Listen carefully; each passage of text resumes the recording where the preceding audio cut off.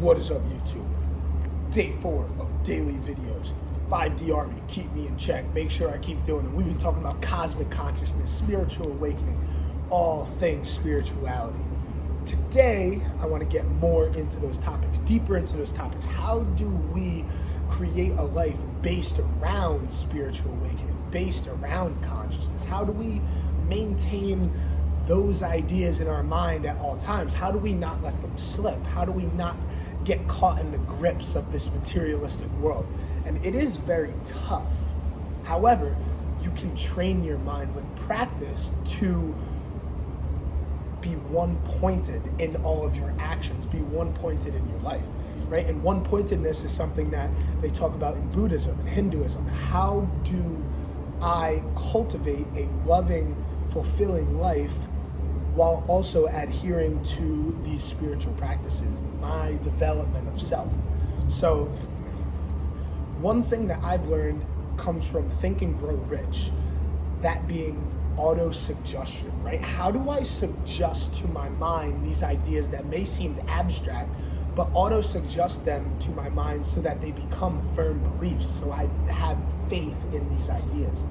So daily, if you're affirming yourself things like daily affirmations, like I am prosperous, I am abundant, I am fulfilled, right? And you constantly reassure yourself of these things, these ideas, they begin to come your reality, right? Manifestation, autosuggestion is just another way of manifesting, right? Now, manifestation has many different forms, right? So all manifestation is taking an idea from the metaphysical and then transferring it into the physical realm. So everything starts off as a metaphysical principle. It starts off in the realm of the metaphysical, right? So whoever created these sunglasses thought up, oh, it would be cool to have two tiny little circles on the face and connect them, right? And have tiny little sunglasses like that. They thought that idea up, and then they used this body, they use this vehicle to then create it in the physical world. So manifestation doesn't come without action, right? So if you're able to auto-suggest ideas in your head, like I am fulfilled, I am happy, I am wealthy, I am prosperous, you can make those reality, but not just by thinking. That thought is the first step. The second step is action. So through action, we begin to cultivate these manifestations from the metaphysical into the physical, right? So if I'm constantly telling myself, I am going to make daily videos, which is, I'm setting my mind to it. You heard it here. I'm setting my mind to it. I am going to make daily videos. It doesn't just come with me saying it. I actually have to do it. I have to go out every single day and film a video and upload it on YouTube and put the work in, right?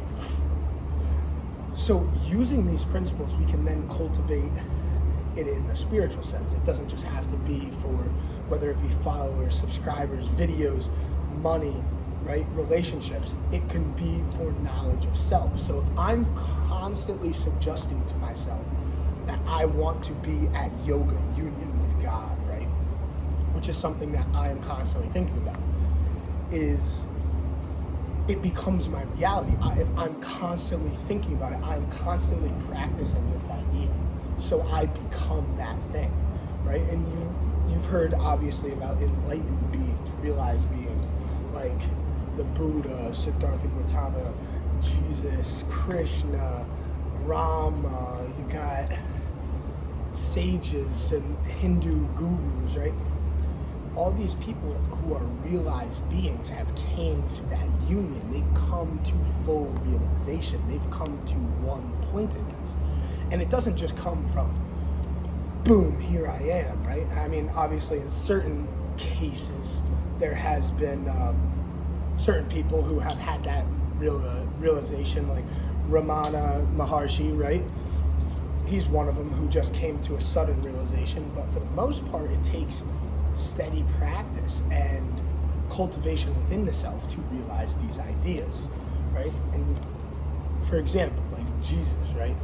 We hear about his lost years. Obviously, he was a gifted child up until the age of 12 when he disappeared, but then he disappears for 18 years in his lost years, and he comes back with this spiritual knowledge and teaches, right? And he shares this wisdom, shares this knowledge. He's a wise man, and he shares all this high vibrational information because he is essentially in the channeling state. He's talking through the heart. He's talking from the lens of God. Not that he was God, but he had became God. He had became God in form. So it's all very interesting, and a lot of it sounds abstract because I didn't quite understand where all this God in form and these sayings that people are talking about. And a lot of people that helped me on my journey, such as Aaron Dowdy, Aaron Abke, After School on YouTube, many other people, but like specifically those personalities, I was able to watch and resonate with them. Their messages were making a lot of sense to me. I was able to conceptualize that from, I guess, a lower point of consciousness, right? Something that made a lot of sense to me was the creation of the new Earth, the 3D to the 5D Earth switch. And what exactly does that mean? The 3D Earth is that of duality, that of separation. So that's when people are caught up in me and mine and you and yours and money and I have this and you have that. I have this and you don't have that. They're caught up in labels and attachments and desire. However, when we start to recognize that these are just temporary things, these don't last forever. These pleasures and these earthly desires and grievances are only temporary. We're only experiencing them in this finite existence. However, we can cultivate knowledge and wisdom that lasts eternally. This wisdom and cultivation of self can then carry on to other lives, which is they call breaking the reincarnation cycle, breaking the cycle of birth and death, freeing yourself, liberating yourself. So if more people follow this path of spiritual development and spiritual enlightenment, people like to say the path to enlightenment, even though it doesn't lead anywhere.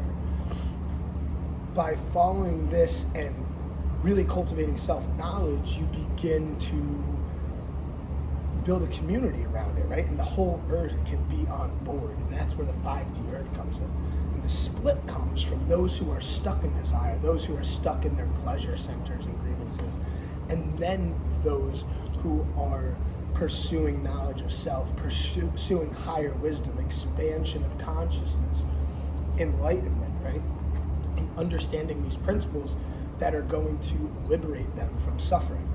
Because ultimately this whole path, we reach a certain point of suffering so that we say, I do not want to do this anymore. And our desire to suffer no longer helps us free ourselves from desire, free ourselves from these worldly pleasures, right? And obviously, I haven't gotten there quite yet, which is why I'm standing here talking to you, because I want to be able to cultivate a community around these ideas so that obviously help myself, but help the world, right? Because if I can help myself in doing this stuff, I can then share this wisdom to the world and ultimately help other people free themselves from suffering. So that's what this whole journey is about. Spiritual awakening starts with, there's a whole lot beyond what my eye can see, but it ends with, how do I relieve myself from suffering, right? And that I thought suddenly, slowly starts to become less and less and less, and the I thought becomes illusory, right? And that I thought is no longer I, but I, right? The I thought then turns into everything. The I is not singular, but is all-encompassing. It is singular in the sense that everything is one in the same. So it's all fun. This is just a game. Treat it like a video game, because nothing's really real anyway. Like, this is just like one life in the video game. You're living for, I don't know, let's say 100 years you're alive. You get to experience all these things, birth and childhood and going to college and getting a job, right? It's just the game of life, the game of earth.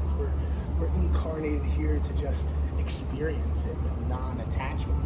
But the name of the game is that non-attachment. How do we free ourselves from these attachments and desires? So my next video, I'm going to talk about freeing ourselves from desires, because that's something I still need to work on personally. I would like to continue to really push towards freeing myself from these things. And something I've been finding is like fasting and abstinence, etc. Like fasting is not renouncing food, fasting is renouncing hunger. Abstinence is not renouncing sex, abstinence is renouncing lust and desire. So it's not about how much I can give up, it's about how much I'm comfortable with giving up. It's not about what I don't need, it's about I'm content with what I have, even if I have nothing, right? So it's a fun little game to play as we free ourselves, liberate ourselves from suffering. But that's all I have for you today. I'll be back tomorrow talking more about desire and freeing ourselves from these ideas and the constraints our mind holds on us. Because at the end of the day, the only thing keeping you from being happy is yourself. So let's get into it. Bye.